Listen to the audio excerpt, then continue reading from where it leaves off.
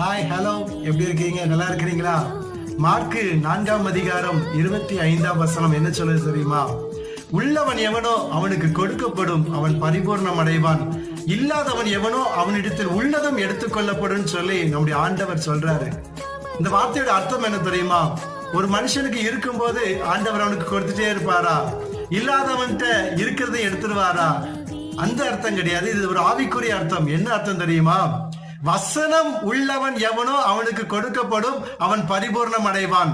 வசனம் இல்லாதவன்ட்ட அவன்கிட்ட இருக்கிற எல்லா அபிஷேகத்தையும் எடுத்து வசனம் படிக்கிறவனுக்கு ஆண்டவர் கொடுத்துடுவார். அவனிடத்து உள்ளதும் எடுத்துக்கொள்ளப்படும். வசனம் படிக்கிறவனுக்கு எல்லா ஆசீர்வாதங்களையும் ஆண்டவர் கொடுப்பாரு. பரலோக தரிசனம், அபிஷேகம், வல்லமை, கிருபை, தேவ சித்தம், தேவ திட்டம் எல்லாவற்றையும் வெளிப்படுத்துவார். ஆனா வசனம் படிக்காதவன் இருக்கிற நன்மையை எடுத்து வசனம் படிக்கிறவன்ட்ட கொடுத்துருவார் ஆண்டவர்.